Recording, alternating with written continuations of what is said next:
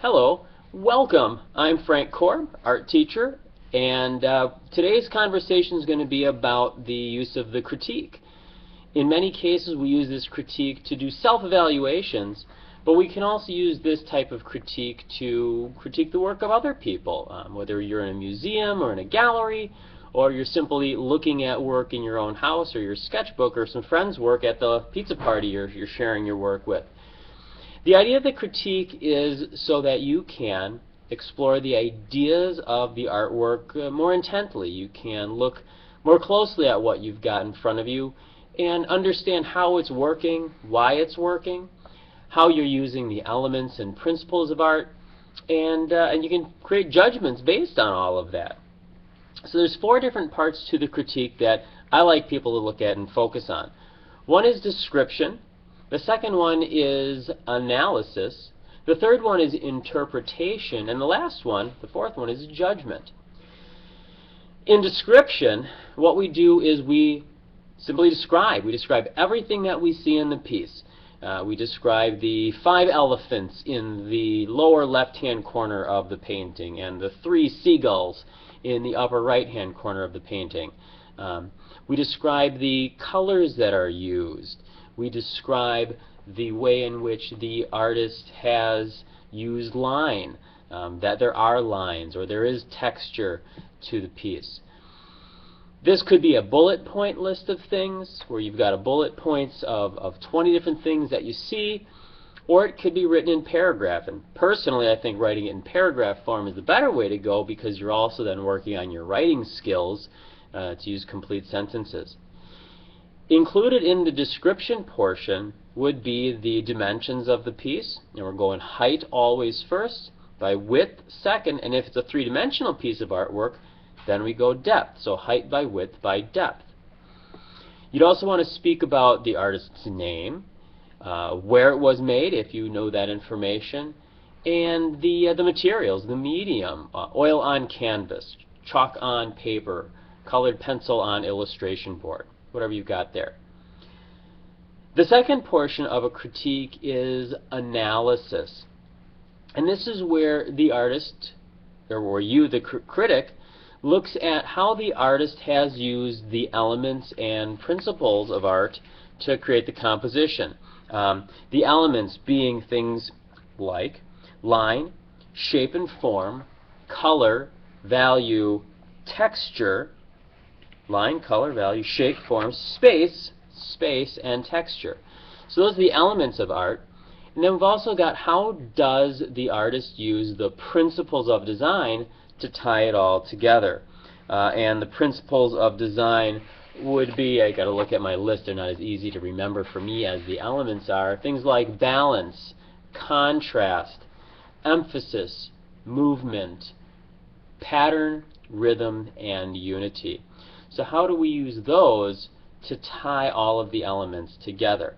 One might talk about how texture is used throughout the piece to create a sense of unity from the left to the right. The red background is unifying the whole piece, or is creating an emphasis on the color red. I don't know how to say that better. But talk specifically about how you're using, or your artist is using, the elements of art and the principles of design. You have to be particular. Now you can't talk about them all, granted, but choose 2 or 3 that really talk to the piece or that are really important in that work. Be specific and talk about how the artist is using them in the image, not just that they're using them.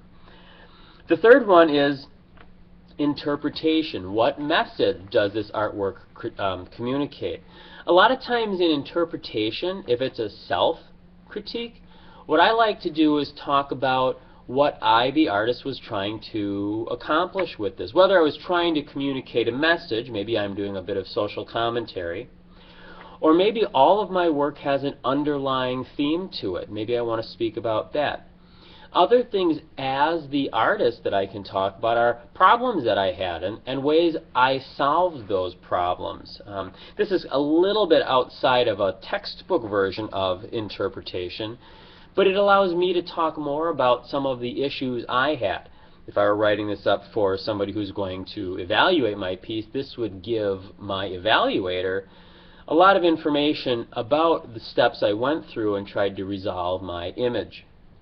One of the things about interpretation, though, is so long as you're using the evidence that you've collected in the description and the analysis, and your own personal experiences, so long as you're using all that in the interpretation, it's pretty hard to be wrong about it. I mean, the artist probably won't be there to correct you if you are wrong, and if you're wrong, so what? So long as it's educated and you're getting something out of the artwork, that's fine. Later on, you might find out you were totally wrong and have no idea what you're talking about, and we just rack that up for a learning opportunity. The last part is judgment. This is where we judge whether the work of art is successful or not. Now again, you can be like a non-educated person standing in front of a bunch of de Koonings at the Museum of Modern Art and say something completely insane like, my 5-year-old's grandson could do that, and then have an individual like me saunter over to them and say to them, there's no chance your 5-year-old grandson could do that, and then saunter away. Or you could use your intelligence and talk about why you enjoy this piece of art, or even why you hate this piece of art. And hating a work of art is fine, so long as you've got the evidence to back it up. You don't have to love it just because it's in a museum or it's hanging in someone's house or it's because I painted it. If you hate the work that I'm making, great. I'd rather you have an emotional reaction to something that I've made, good or bad, than to just bypass it in 2 or 3 seconds. And as an artist, that's a tough thing sometimes, I think, for younger artists to take. You know, this person hated my work and I put so much work into it.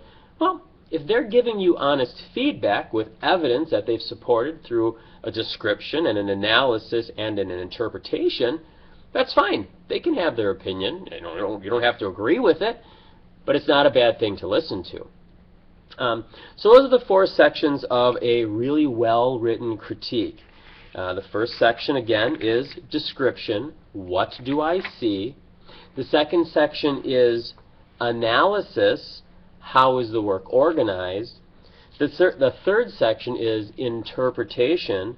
What message does the artist try to communicate? And the last one is judgment. Is this a successful work of art? Now, let me just back up a second. For judgment, beautiful and successful are 2 totally different things. I have seen some really ugly artwork in my time, but it's been really successful artwork because it's communicated messages. It's done what the artist has wanted it to.